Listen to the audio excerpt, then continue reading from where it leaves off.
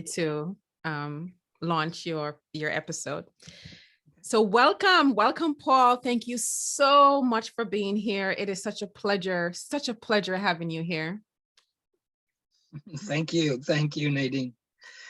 You are most welcome. So I want to start out with your book because it's, it is really a book that is starting to not only open my eyes, but remind me of what I have read in the past, but not really internalized it like I should. And it is such a powerful book. It is it's really a very good read. And for our listeners, it's called Your Life Sucks No More. I absolutely love the short stories that you share in it. I love the exercises, even though I just started reading it, but the exercises are powerful. Can you share with us why you wrote that book? Ooh, wow. Great, powerful place to start. The why, huh? And we have to tell a bit of a story, if that's okay. Oh, yes, please. Yes. Oh, goody. Oh, goody. So is there somebody out there? In fact, I know there's somebody out there who's listening to this show. And maybe in the back of your head, there's this negative voice saying, well, yeah, maybe those things are good for them, but not for me.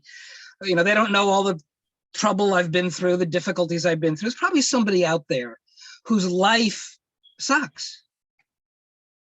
And the truth is, for 50 years, I believed I would have told you, had you and I met over a drink, I would have told you how much life sucked. Because mine did. For over 50 years. And then one day, I'm sitting in my office. I always had an office in my home. It was just something I had. And I'm sitting in my office and I'm asking myself, why does life have to suck so much? And I got an answer this time. It was loud. It was audible. It was like somebody yelling it in my ear. Yes, I could have been insane. Who knows? Probably am. But anyway, this voice yells in my ear and answered. You want to know what it said? It said, it doesn't have to. Wow. Powerful. Now, we have to understand, after 50 years of a life that sucked, that answer pissed me off. Yes. Okay, who the heck are you, that voice, to tell me it doesn't have to? Right? After 50, right? Like, why didn't you tell me before? Yeah, where the heck were you 40 years ago, right? Yes. So, but it was so compelling, so powerful that I made a decision. I decided that night that if life really did not have to suck, then I would recreate my life from scratch, completely, from the ground up. And this time I would be happy. Now, that's a big decision, isn't it, right? Yes. And at the time, I had no clue how to do it. And truth be told, I did absolutely nothing with that decision for 5 more years. Which is going to lead me to my next question. Yes. So 5 years later, so 5 more years of a life that sucked. But now everything in my life had changed. When I made the decision, I walked out of my office and nothing had changed. It was all the same. The woman who will in the future become my ex-wife, right? 5 years later will become my ex-wife, was my wife, right? The kids were the same, the dog was the same, the rabbit was the same, the pool was the same. I had to clean the pool, all of it. Everything sucked still, right? But fast forward 5 years and everything changed. The kids had grown up and left and they were on their own. We had gotten divorced. We had sold the house and it was just the dog and I. So now it's the dog and I, and we're in this teeny little house in a little town in Florida. And I turned to the dog. Her name was Foxy. And I said, Foxy, do you remember that decision that we made 5 years ago? Notice it's we. And she looked up at me and she said, well, Dad, and Foxy didn't talk. I do.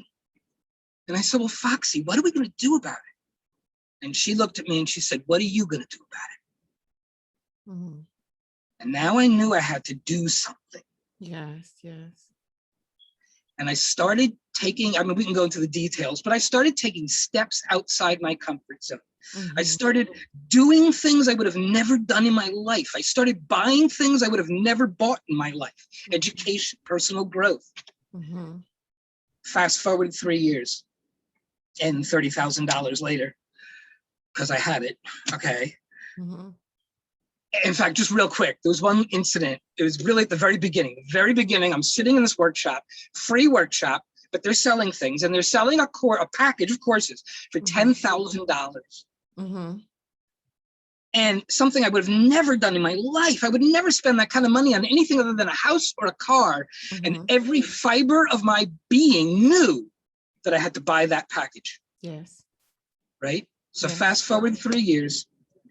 I'm driving down the road. I'd started singing karaoke during the process. I was one of the things I was instructed to do, actually. Mm-hmm. And I'm actually pretty good.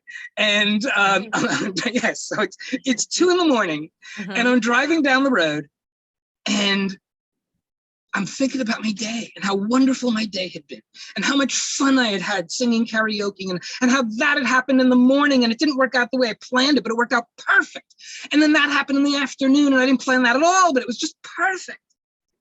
And I said to myself, oh my God, I'm living a life where everything is perfect. Wow. And that's when spirit, so, whatever your religion is, there's something that you call spirit. Yes, yes. Right? That's when spirit told me to pull the car off to the side of the road. Mm-hmm. Okay. And I'd learned at this point to obey the voice of spirit. And if spirit said, pull the car over, it's probably because I'm about to blow a tire, or I'm about to catch on fire, or something like that. Right? Yes. So I pull the car off, and spirit says to me, so you're living this life where everything is perfect, huh? And I said, yeah. And spirit goes, great. Now you can teach others. Wow. And that's why I wrote the book. Yes, and it is such an amazing book. It is, I cannot, we were talking before we got on the call, was I'm reading 3 books. Well, I was. And as soon as I started reading yours, I had to put it down, the other 2 books down, and like yours is like amazing.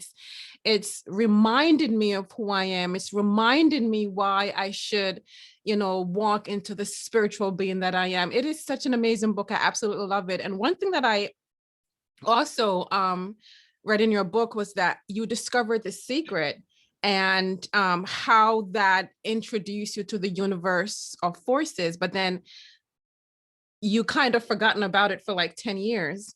And that is such, like, when I read that, it was like, wow, there's so much, like, you and I have so much in common in that area, because I was also introduced to the secret. It blew open my paradigm.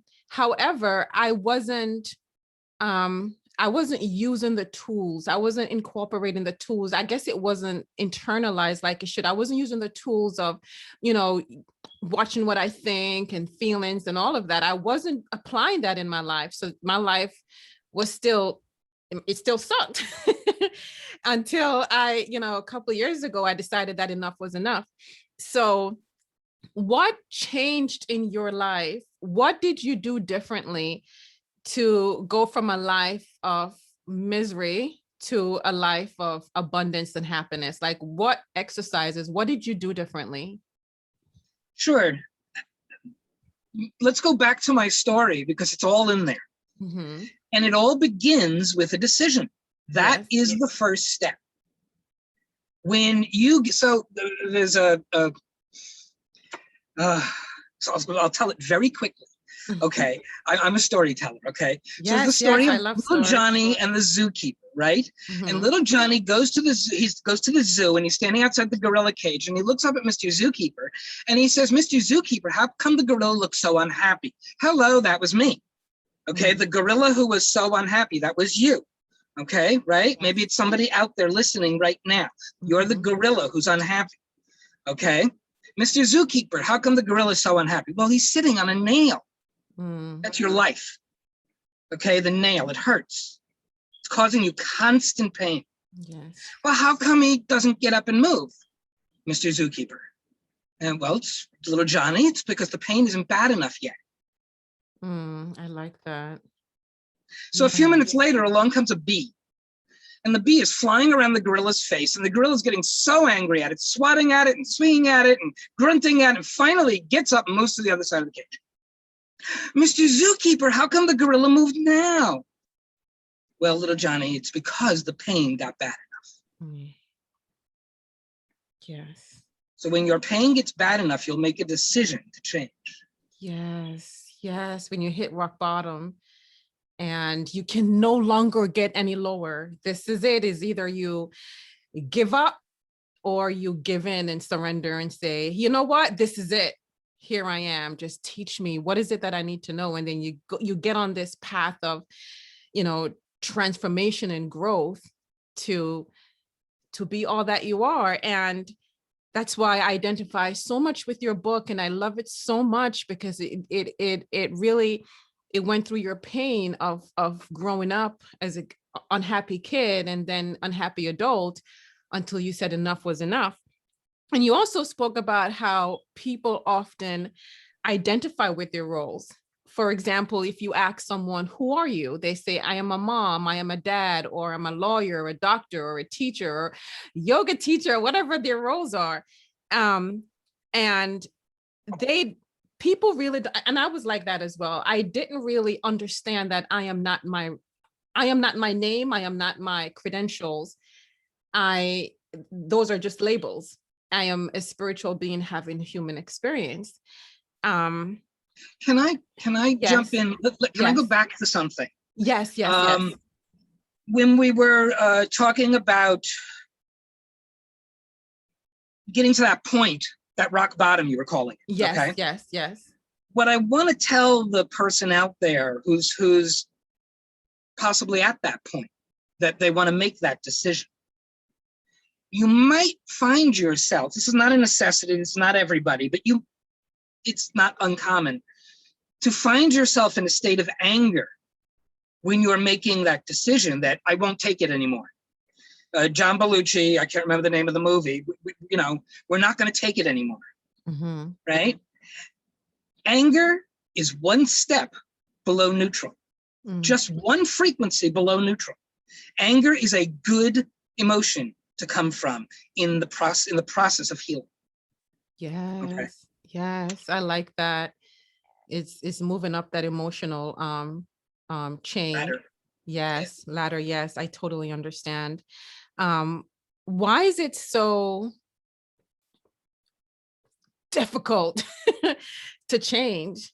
Because it really is. It really is. I've been on this spiritual journey now since 2013. What is that? 8 years.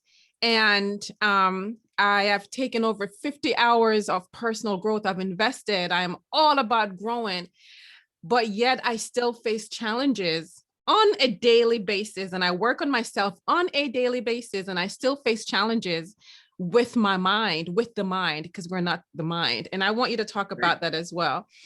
Do you think why is the mind so difficult to control? Well, it's not. The problem is that when you were a child and you were under the control, the physical control of your parents or your caregivers, whoever they were, you were trained, convinced. Human beings are the only species who domesticate their own children. So we domesticate our children and program their minds to believe certain things. Yes. And one of the first things we teach them is your mind is in control. That's so true. Right? Yeah. Which it's not. It doesn't have to be. When we believe that, what do? We give over our control to the mind. And we act in accordance to what we believe. Yes, always. Yes. All of our behavior comes out of our beliefs, 100%. Yeah. And 80% of our beliefs are set into place before you're 5 years old. Look at that. How do you even, wow. So that means that every human being is walking around have some sort of beliefs that are not serving them. Because well, everybody, let's put it this way. everybody, 100% of the people walking around are the product of their programming. Yes. If their parents were multimillionaires or oil tycoons or whatever, somebody of higher status in society, okay, then they will have grown up in a mindset with beliefs Yes. that that's who they are. Yes. If your parents are on welfare, or your parents are a single mom or a single dad, or whatever, that's not, say, the other scenario, right? Then that's what you're going to grow up with. Yes. Okay. Now, can you change Yes. that programming? Yes, but it's going to take work. Yes. And a lot of people, including myself, before I became introduced to the secret, which changed my life, that's where it started. A lot of us don't know that we even have programming because we don't know who we are. A lot of people do not know. Exactly. But a lot of people are not aware that they are not their mind. You talked about that in your book as well. They are not their bodies, their consciousness, pure awareness. Can you talk to that? Sure. To address that issue, I want to start with quantum physics. Yes. And I find it so exciting that this is the first time in history, really, that we have the science to understand the spiritual and to realize that they're one and the same. And quantum physics, from an experiment that they did, I want to say around the time of 1970s, possibly, they did the double slit experiment in Haifa, Israel, and I have a strong attachment to Israel. I actually spent 3 years living there as a child. Oh, wow. So, yeah. So, and I've been to Haifa, so I've never been to the actual labs where they did this, but in the double slit experiment, and I won't explain the whole experiment right now, but what they showed is that it was only the intent of a human being, or the presence, let's say the presence of a human being or any human being's machinery, okay, that altered the behavior of a single electron. They could change the behavior of an electron from acting like a particle to acting like a wave. And I won't go into that whole explanation, we don't have the time, right? But we can change the behavior of an electron simply by our intent. Wow. Okay. Yes. And believe me, for a physicist to have come to that conclusion was not easy. All right. Yes. They fought that for a long time. Yes. And they reproduced the experiment over and over and over again, and they could find no other reason for the change in the behavior of the electron. Wow. And every thought. Yeah. So let me take it one step further. So that's quantum physics, and those are the pure scientists. Okay. Yes. And I love those guys. Yes. Yes. Now enter the metaphysicist, who is basically the secret. Okay. And the metaphysicist says, well, if you could change one electron, why can't you change them all? And the answer is you can. Yes. All right. It's going to take more energy, more effort, more intent to do so. Yeah. But you can change them all. You can create anything you want. You can manifest. And that was my issue, my problem, if you will, with the movie The Secret. I love The Secret because it's the first time that the masses, that the population of the world was informed that you are not who you think you are, and you can have anything you want.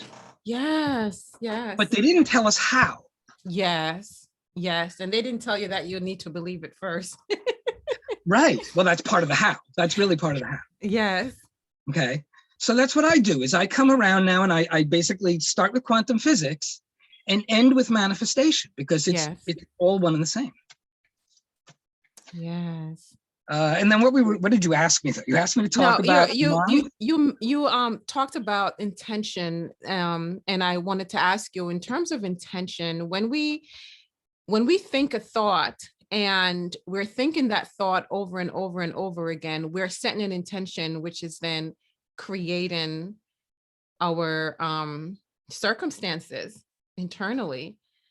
And do you agree with that? Well, so what you're asking, I think, is what is the process of manifestation? Yes. Yes. which I Yes. can answer. Yes. So there are three components to manifestation. The first is intent. What is intent? Intent is your predominant thought.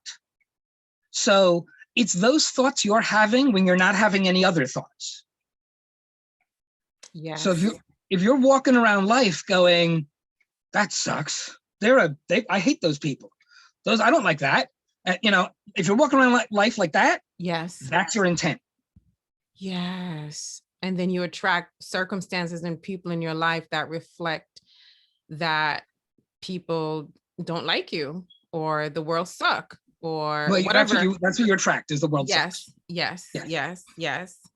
So the second component of manifestation is aligned, meaning in alignment with aligned beliefs. So when you look into your beliefs, what is it that you believe to be true about you and your life and the universe around you? Whatever you believe, that's what wins when it comes to manifestation. So if you're going to tell me, somebody might say, well, my predominant thought, my intention is that I want to be a millionaire. Okay, I got it. I think about it all the time.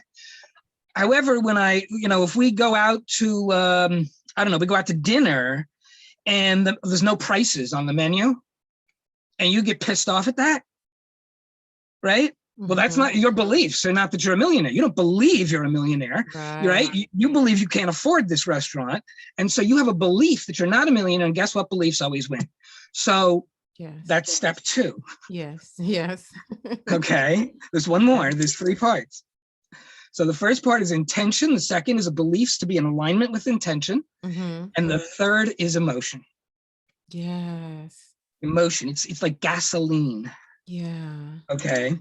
So if you believe, for example, and I'll use me, if I believe that I'm going to talk to hundreds of thousands of people, I'm going to help change the lives of hundreds of thousands, millions of people, okay, before I leave this earth, okay, before I leave this life, right? Well, if I believe that, and if my intent is that, right? So we've got those two things, they're in alignment.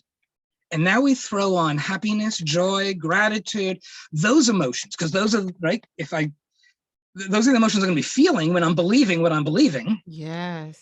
We throw on that gasoline, and that's what manifests. That's what creates reality. Yes. So what happens when you do believe, you do ask, you do what you said in your intentions, and you believe that you're going to impact millions of people, and then life happens, life is full of ups and downs, and it's full of surprises, and something comes and throw you off your curve, and just throw you off of your highness, right? Someone passes away, someone your house burned down, just get in a car accident. Exactly. You get sick. Things right? happen, life happens. How do you move past that?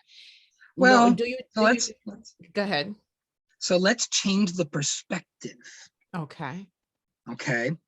What if, so you'd said life has its ups and downs. What if that was not true? What if life was level? What if life only had ups? Okay. Or if it had downs, it's because we wanted the downs. I mean, we do go to horror movies and we do go to drama movies. We do like drama, right? In fact, there's a saying, the mind loves a story, and if it doesn't have one, it'll make one up. So that's so true. Meaning your life, right? Yes, that is so true. That it finds the negative. That's so true. Right? Yes. So what if the perspective was this? And I'm not sure you got to this part in the book yet, and it's the growth cone. All right, as we cycle around the growth cone. So one side of the growth cone are pleasurable experiences. Those are experiences that we like and enjoy, and they're fun and they're wonderful, and they reinforce our self-empowering beliefs. On the other side of the growth cone are non-pleasurable experiences. These are the experiences we don't like. We don't enjoy these at all, right? Yes, the duality of life, yes. Yes. What they are is an opportunity to reveal and find our disempowering beliefs so that we can get rid of them. Okay. Oh, wow. I like that. So what would you say to someone who has been trying to really, just become that best version of themselves and just trying to be happier and think good thoughts and, just doing all the things that they know that will make their life better because it's all from our thinking, but it's just not working out. They wake up in misery every day, and not necessarily misery every day, but it's really challenging because it is challenging in the beginning when you're trying to reinvent yourself and renew your mind. What would you say to someone who's really in that space and trying to live a better life? The first thing I would say is the fact that you are in that space, the fact that you want to have that change is a win already. You have won already, okay? Because you've made the decision. You've set your direction. Now, consider a walk of a journey of 1,000 miles, okay? It begins with the first step. But more importantly, it begins with knowing the direction for that first step. Yeah. And you've said it already. So you've already won, okay? Yes. As you take your steps, here's the mission of life. And by the way, the definition of how to manifest and what I'm about to say both come from Abraham Hicks. We don't have time to talk about who that is right now. I love Abraham Hicks, by the way. I love her. She's one of my teachers. Yes. Or them, right? Yes. It's actually them. Yes. A group of spirit beings, right? Yes. Channeling through Esther. Yes. Okay, so what was I about to say? Here's the mission of life. Go out, observe, notice what you like, what you want more of in your life. Those are the things you like. Notice what you don't like. Those are the things you want less of in your life. That's it. That's your mission in life. And then act in alignment with what you want. That is so true. But it's the mind always, even though we have the power to choose, we can choose whatever emotions we want to choose, and we can choose what we want to focus on. But the mind always chooses what's not working. Doesn't have to. So how do you condition it to focus on what you want? Because that is something that took me a long time to hone down, to really only to be grateful and focus on what's working. How do you maintain that on a daily basis?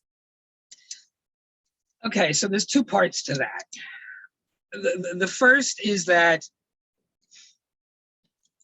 I'm debating where to start with this here. Truthfully, the place to start, I mean, I could tell you the Band-Aid. I don't want to tell you the Band-Aid. Yes. The real solution is to know who you are. Yes, know thyself. Yes. When you know who you really are, your power, your authority in this illusion, which I call life, okay? That voice that beats us up, it goes away. Actually, what happens is a new voice shows up. It's you, the one who was put to sleep in silence when you were 1 year old, probably. Yes. Okay, certainly before you were 2, before you got to 3, somewhere in your 2s, who you were was crushed and put away, squirreled away in some teeny little corner of you, and all the programs took over. But that new voice, when you wake up, is going to be you. And guess what? It's way more powerful than your mind. Yes. So when your mind comes along with some BS trying to beat you up crap, it's going to put it in its place. Yes. Amen. Okay. That's true. And it will go away. Your mind will stop. You will learn how to use your mind as the tool it is. It's a wonderful machine. Yes, that is very true. But it doesn't come that easy. It's work. It's for me anyways, it's constant in the beginning, constant affirmations and reminding. For what I do continuously is a lot of positive self-talk, because I assessed myself over the years and realized that I constantly beat up on myself and speak negative of myself. So and then I would notice it in my body. I would notice that my body would be tense and contracting, and leads to pain. Yes, because we hold our thoughts and stress in our bodies. So do you believe that we all have the power to heal ourselves?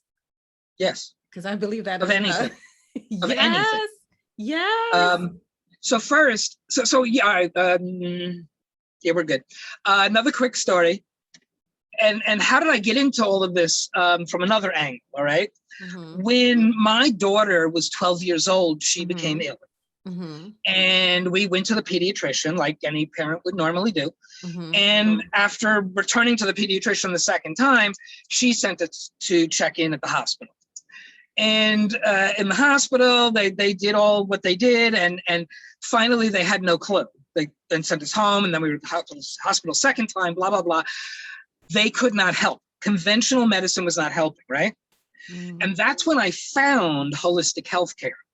And that began for me a journey, I was almost going to say a quest of searching for root causes. Yes. Now, when we got my daughter all better and through holistic healthcare, it became my turn. And I'm going to tell you, so let's say I had a stomach ache.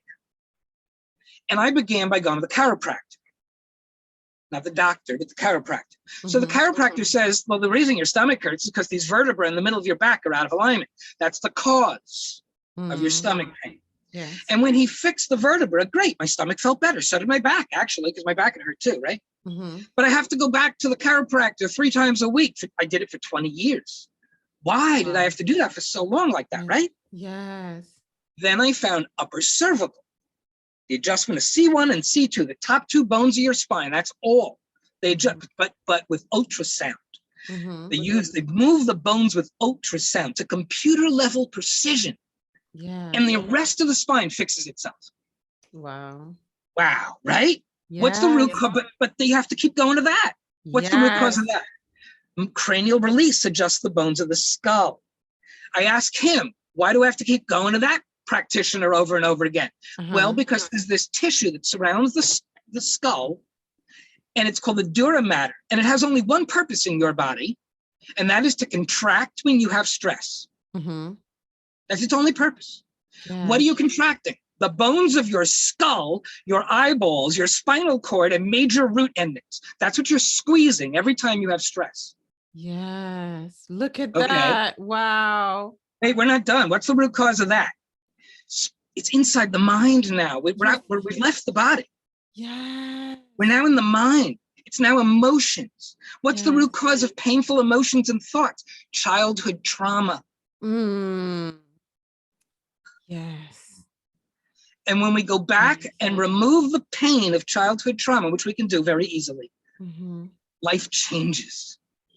Wow. And how do you do that? I know you're a hypnotist. How do you work with your patients, your clients, to remove childhood trauma? Because the whole world is suffering from traumatic events from our childhood. And, you know, if we only know this, if people only know this, then there wouldn't be so much suffering and so much stress. So how do you? Yes. And pain. That's so true. How do you, someone comes in who's suffering from, you know, just stuck in their life and they're miserable, and it's all coming from a belief that they're holding about themselves from their childhood. How do you get that out and send it on its way? It's very easy. Traditional approaches have tried to come at that from the top, right? Trying to come at it from surface level down. Mm-hmm. That doesn't work. You'll spend forever, because the mind does not want to change the status quo. Right? So if the mind has been holding on to that belief for, say, 20 years, 30 years, 50 years, the last thing it's going to do is let that be revealed or let it go. Yes, because it's stuck in a survival mode, right? Right. What we do is we come at it so we have to look at any disempowering belief is built upon other beliefs.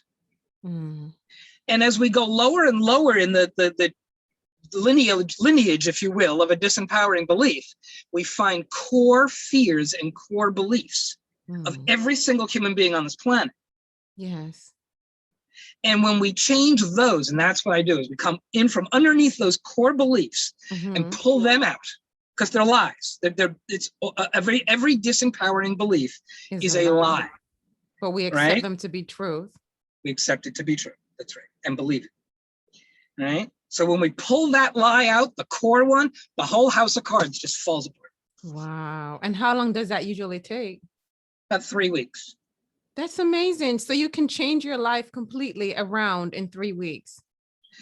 The course is a 3-month course or a 12-week course. Uh-huh. And that's to make it permanent for you, to get 6 weeks of teaching, 6 weeks of life application, makes it permanent for the rest of your life. But my students tell me somewhere around week 3 and 4, the thing they were working on, they got. That is awesome. And what is the name of your course? Reality Shifting Mentorship Program. Reality Shift and Mentorship Program. And is it for everyone? I guess not everyone is open-minded to the reality of who they really are. So would you advise people who are, let's say, never even heard of quantum physics or metaphysics to come in to enter your class to take this course? Absolutely. Okay. Anything one needs to know about quantum physics or metaphysics, I explain in the course. Okay. The only real criteria is that there's something, and this is the people I want to work with mostly, okay? Mm-hmm. And that is that there's some aspect or many aspects of your life that you don't like, and you're willing to put in the effort. You want it to change. You're willing to do whatever it takes. Yes. Yeah. Yes. 100%. Yes. When you get to that point in your life, it's no longer an option. Yes. Yeah. Absolutely. And it's not difficult. It's the sessions are roughly 60 minutes. Mm-hmm. There's up to about 15 minutes. So 15 minutes of homework every day.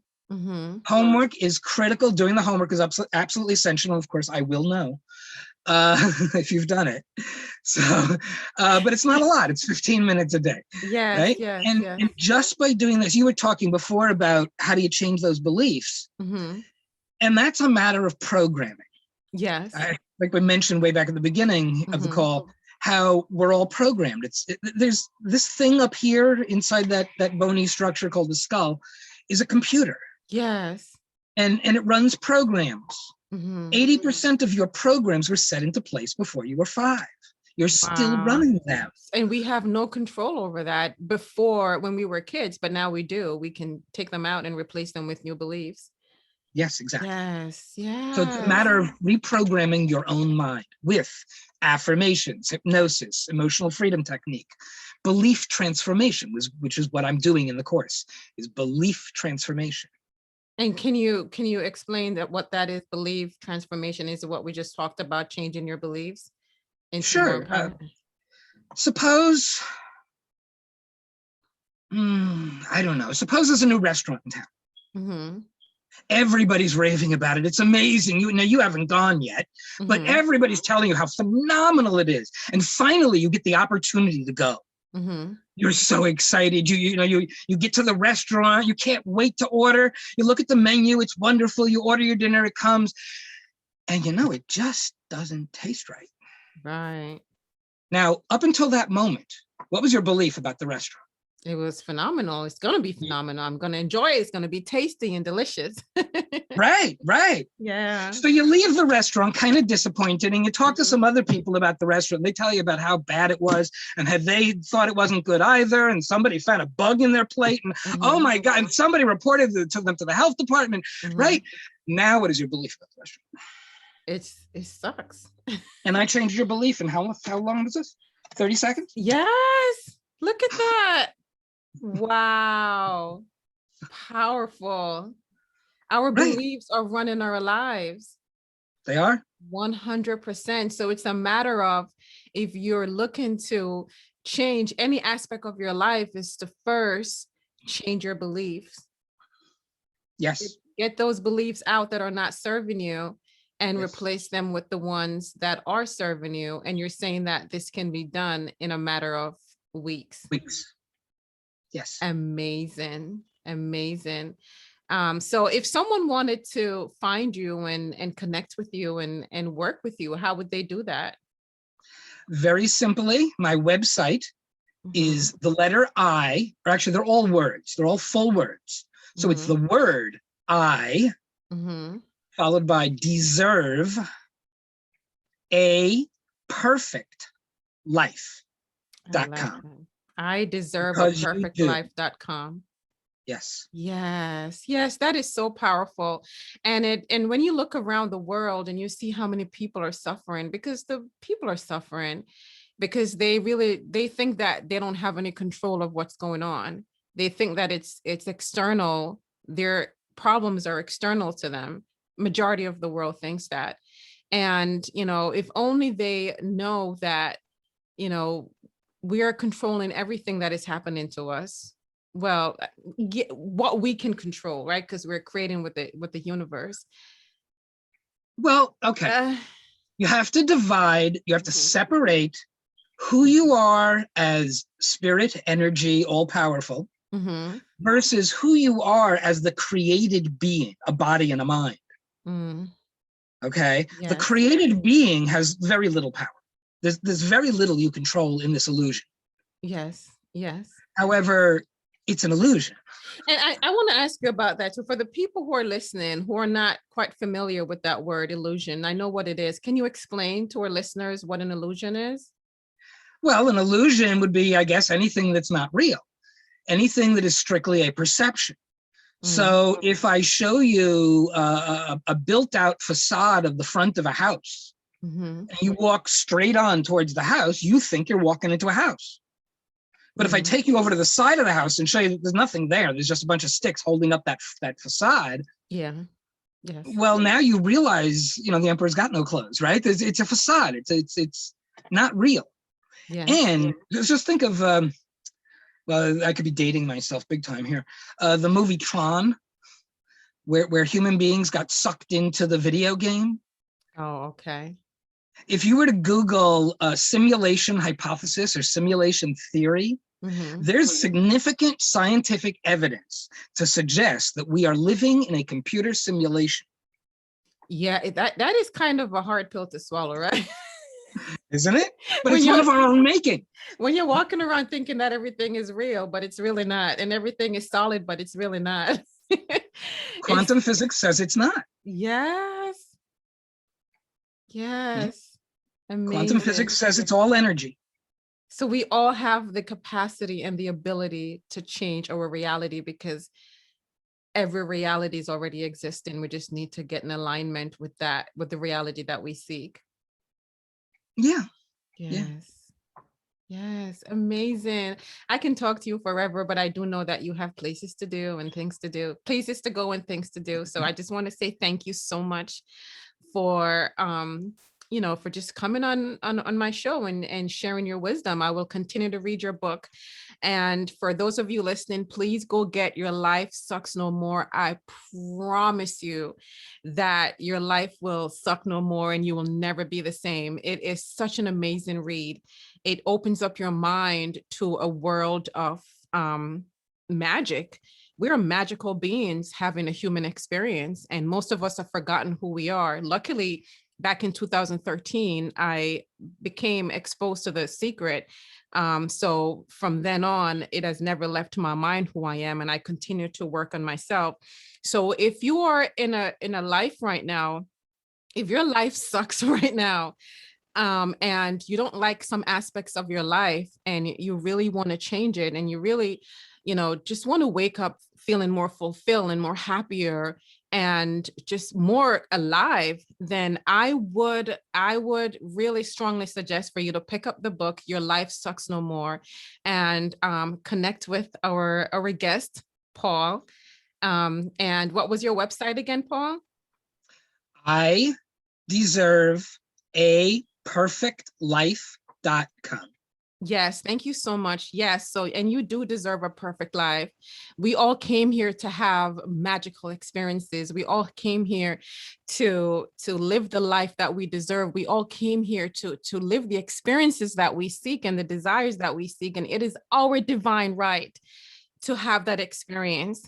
So I would suggest for you to, if you're really ready for change and you're ready and you're at the point where you say, I'm not doing this anymore, then, and if you're listening to this episode as well, it is not by mistake. This was divinely orchestrated and divinely planned.